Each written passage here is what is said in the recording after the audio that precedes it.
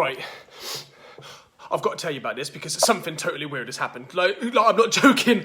Totally weird. This morning, this guy brings his smartphone into my repair shop. Like, I ain't never seen him before. Tall guy, Hawaiian shirt, Ray-Bans, straw hat.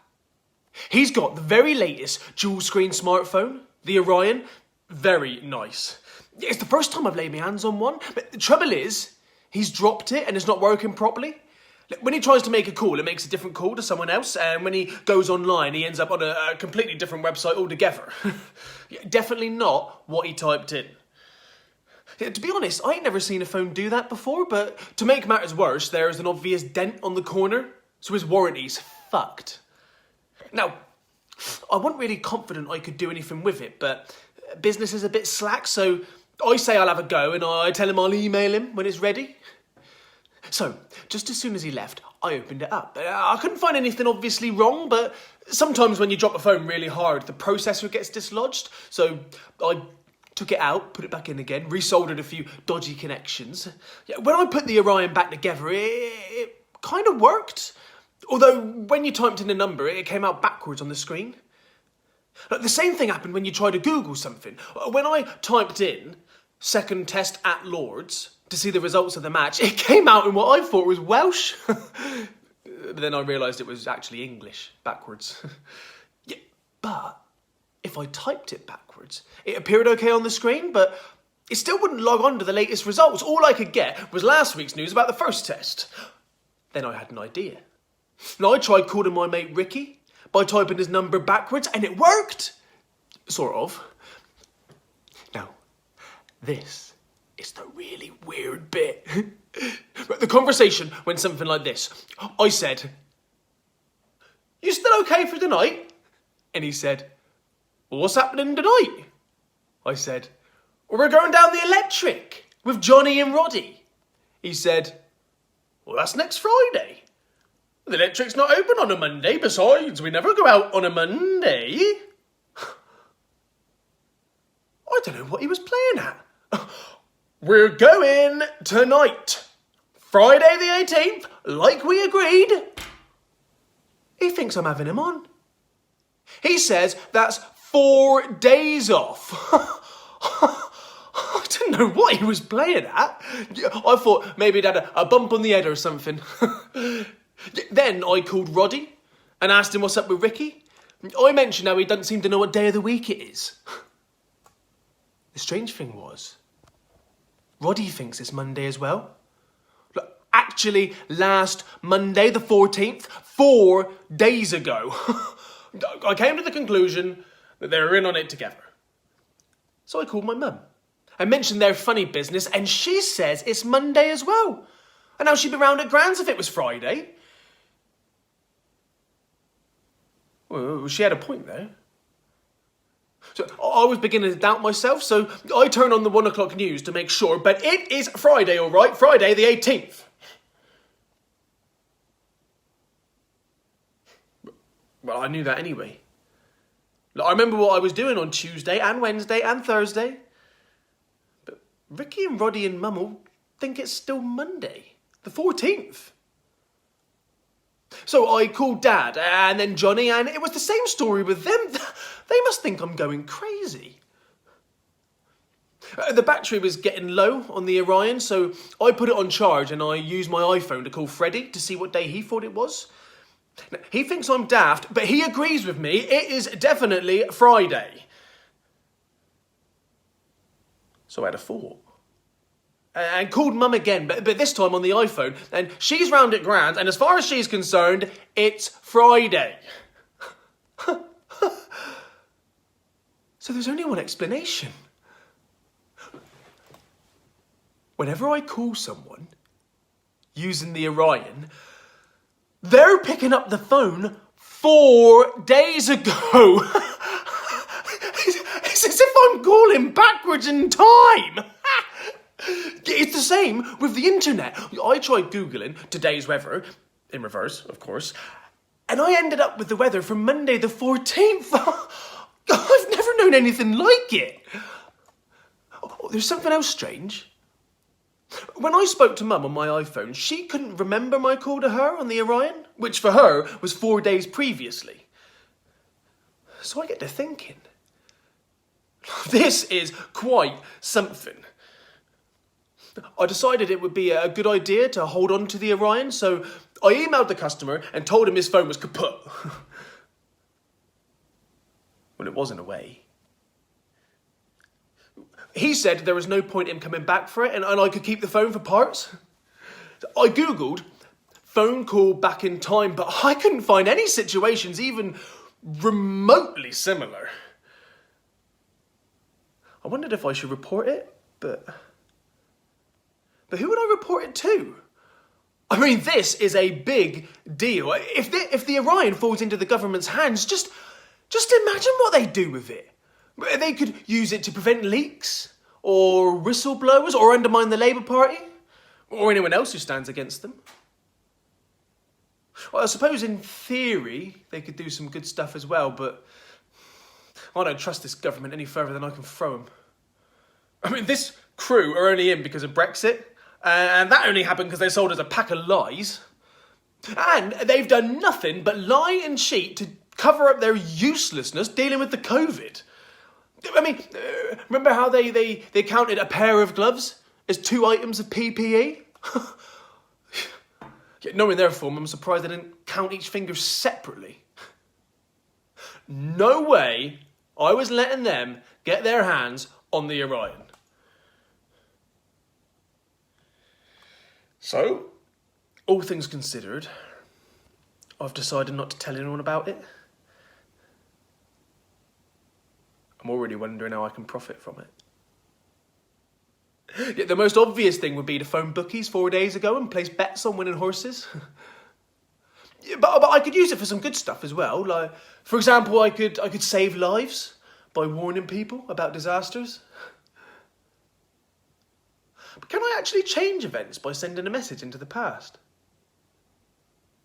If I stop a disaster, it wouldn't have happened, so how do I get to hear about it in the first place?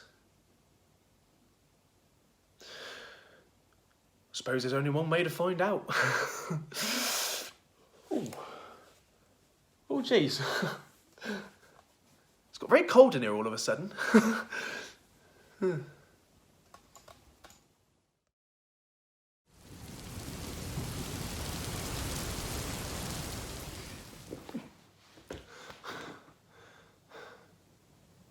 Got caught in a downpour.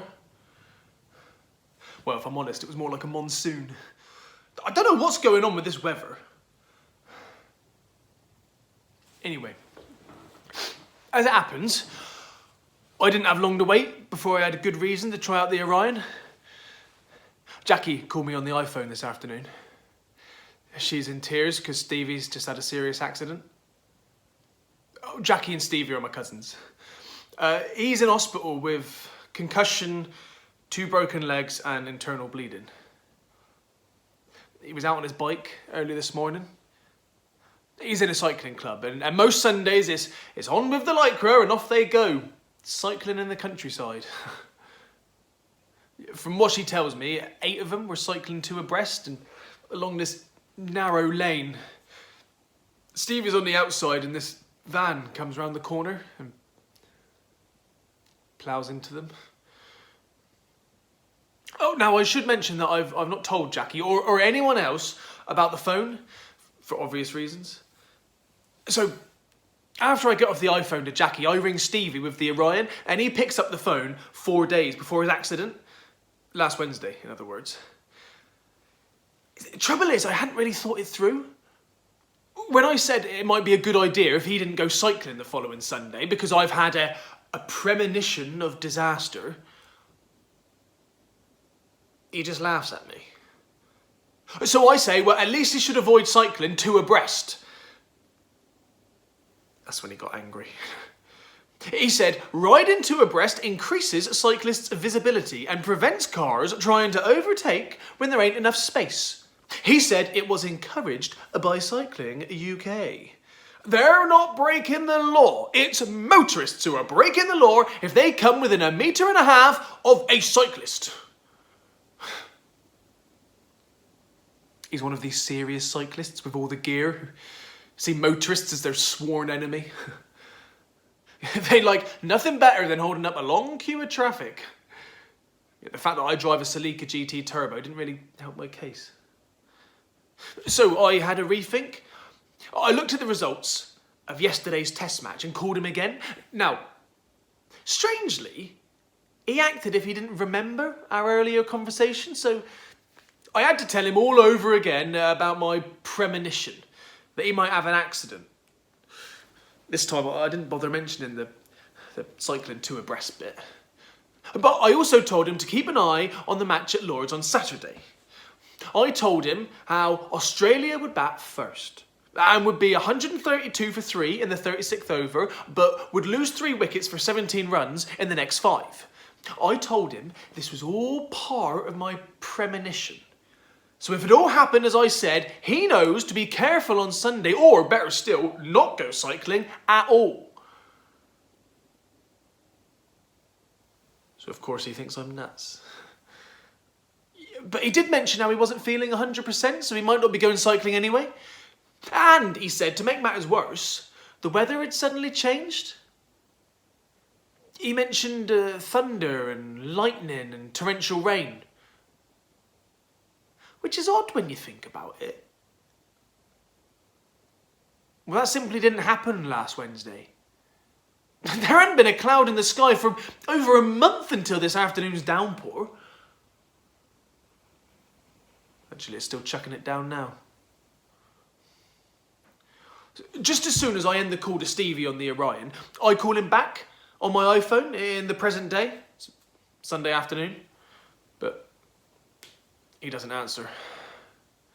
So I called Jackie, and she's still at the hospital, so looks like nothing's changed. In fact, from what she told me, if anything, Stevie's suddenly taken a turn for the worse. So he obviously didn't listen to what I told him, despite my predictions about Saturday's test. So I decided to go down the hospital, if only to keep Jackie company. It was chaos on the roads. The rivers burst its bank and flooded the ice streets. When I eventually got to the hospital, I asked Jackie if Stevie had said anything about a conversation I'd had with him about the test on Saturday. But she said he hadn't mentioned it. The odd thing was, she was there when he watched the match live on Sky Sports and saw everything happen just as I said it would. It's strange he didn't say anything.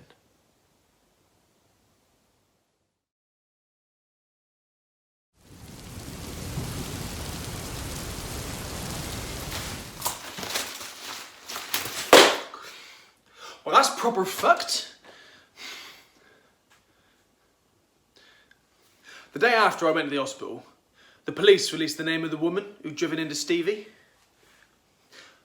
Brenda Moran. I googled her name. Turns out she's a florist in Yeovil. So, I sent a message to her shop's website using the Orion. Again, I explained my premonition. I mentioned how the match was going to go on Saturday and how she was going to be responsible for a serious accident if she didn't drive more carefully on Sunday. Then I called Jackie on my iPhone, but Stevie's still in hospital, hanging on by a thread. Maybe this Brenda Moran didn't get my emails. So I tried calling her instead, using the Orion. I rang her florist shop, but she wasn't there. I got to speak to her assistant, who told me Mrs. Moran wasn't in the shop that day. Now, all of a sudden, like, she's gone down with a bad dose of flu. Well, I thought, at least she probably won't be driving around on the Sunday. Strangely, she asked me about the weather, where I am. Without thinking, I mentioned the storm. Now, apparently, it's the same where she is. And when she is, for that matter. She said there was something on the news about a sudden area of low pressure, which was very unusual because it was confined to this area of Somerset. Like nowhere else was affected. None of that made any sense because the weather was definitely fine 4 days ago. I used my iPhone to check the local weather reports 4 days ago, and as I thought, until the freak storms which started yesterday, we've had one of the sunniest Julys on record. Which is the opposite of what the florist was saying. Well, they can't both be right. So what the fuck's going on? When I called Jackie again on my iPhone, she told me Stevie was, if anything, worse. The doctors are starting to worry.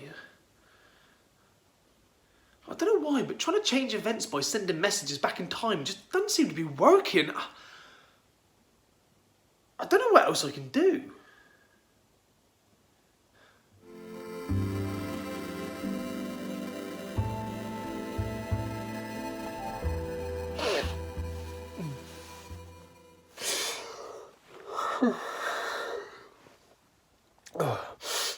This freak weather ain't letting up. You should have seen the lightning last night. It was awesome.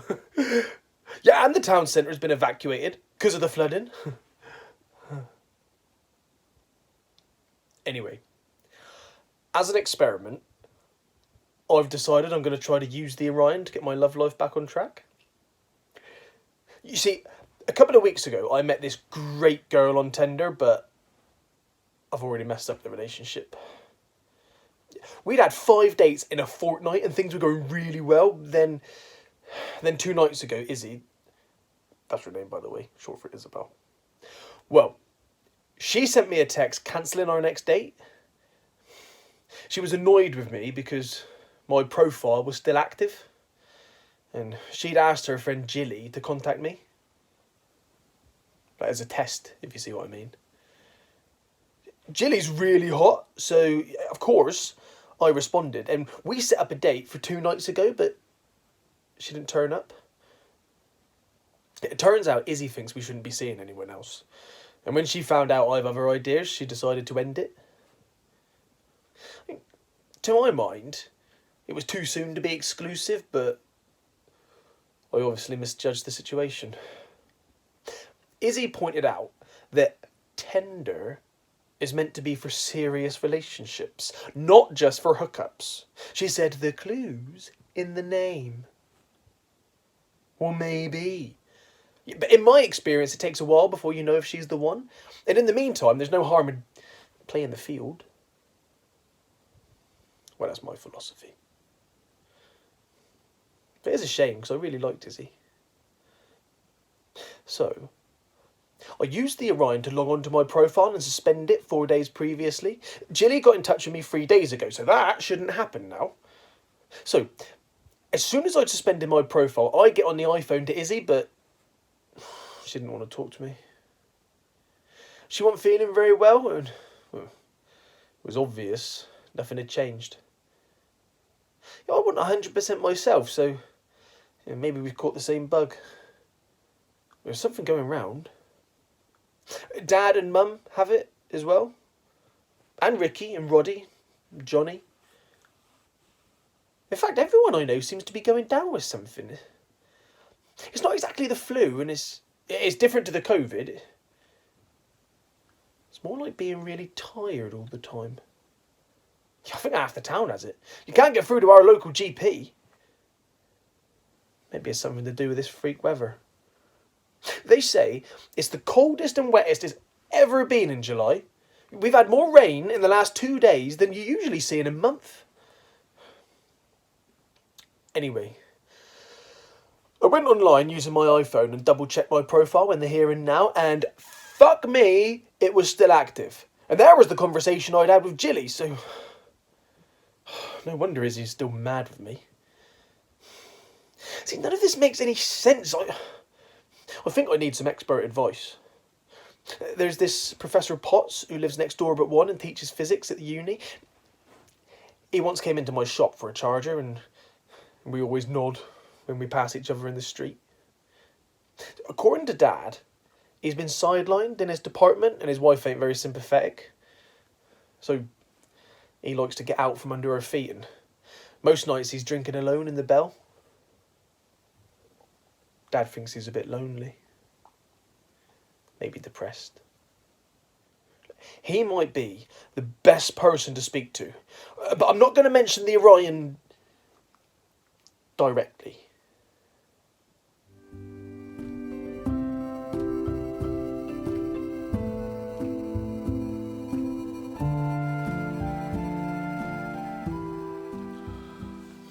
So, despite being well out of sorts, I go down the bell, and sure enough, the professor's in the saloon bar, drinking alone. In fact, he was the only one in there. I think anyone who hasn't gone down with this bug was staying at home anyway, on account of the weather. The road into town was blocked because of the floods, so I decided to walk through the park instead. I've never known winds like it. I nearly got blown off my feet. I kept away from the trees in case I got struck by lightning. So by the time I got to the bell, I was soaked. I said hi, and we got talking about all this weather. And then I asked him about his job at the uni. When we got onto physics, I started talking about all the films involving time travel, like The Terminator and Back to the Future. I asked him if he thought it would ever be possible. He said 50 years ago, no serious scientist would ever talk about time travel, but that all changed when they discovered how black holes distort time. Like, if their power could be controlled by maybe creating an artificial black hole, you'd have a practical way of travelling through time. That's awesome! Yeah, but he said there would be massive technical challenges if a human being was to travel through time without being crushed by the black hole's gravitational forces. I asked him, what if you could send a message back through time? He said, in theory, that was much more straightforward. He mentioned how some scientists in Switzerland actually think they've detected particles which travel faster than light, and so travel backwards in time. Now we're getting somewhere. I asked him if it would be possible to influence past events by using these particles. He said only if you could get around the problem of creating a paradox, which is basically something impossible. For example, if a scientist sent a signal back in time in which somehow altered the events which led to his parents hooking up, then the scientist wouldn't have existed in the first place. But if he didn't exist, then who sent the signal? That's a paradox.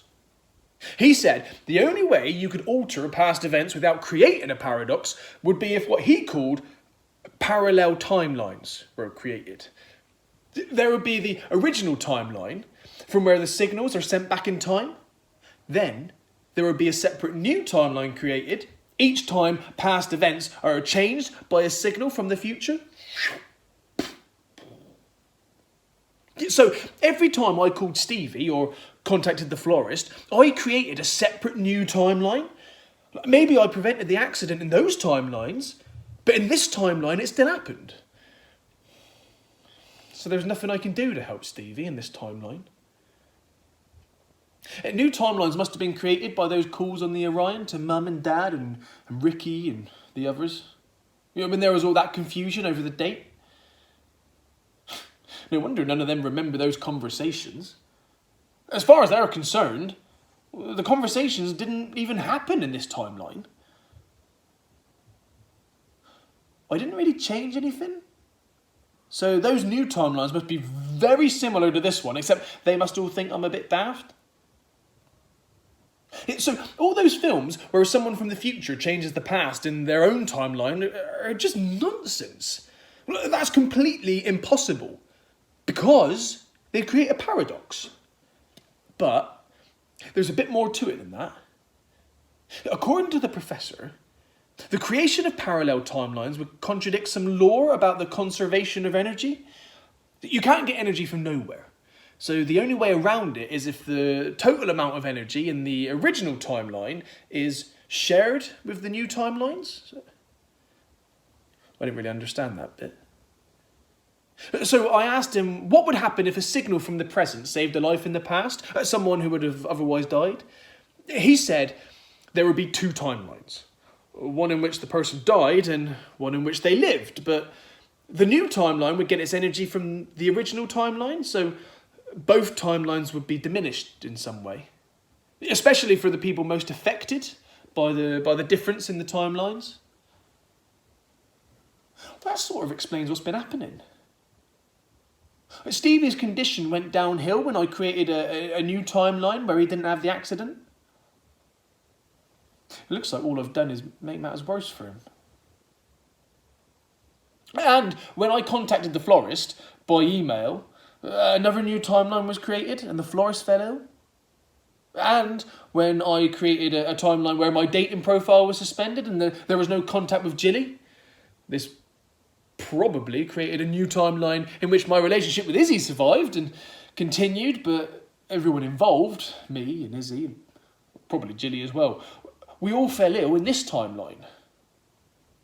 Maybe in the other timeline as well, but there's no way of knowing about that.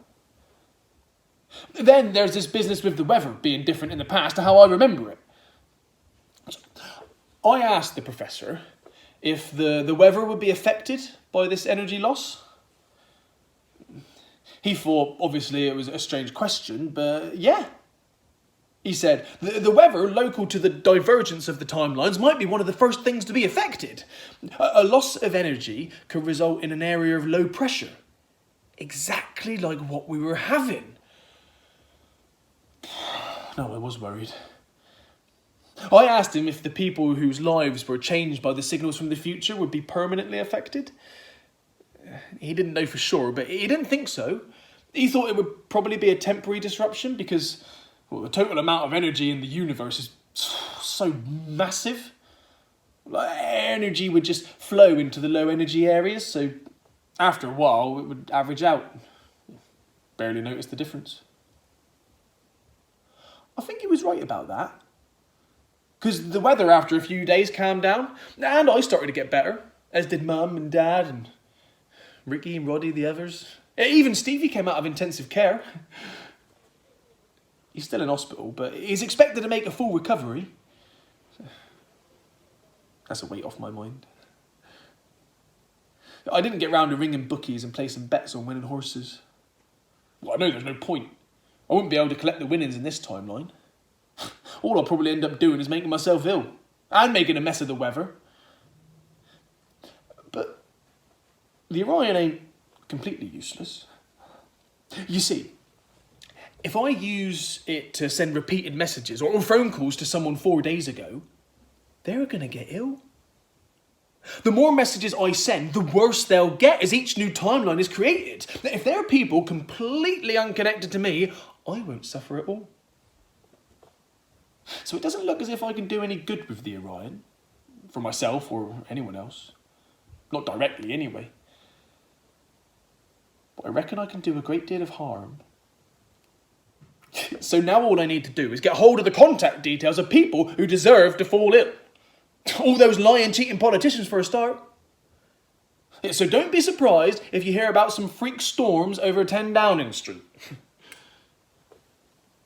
That's all I'm saying.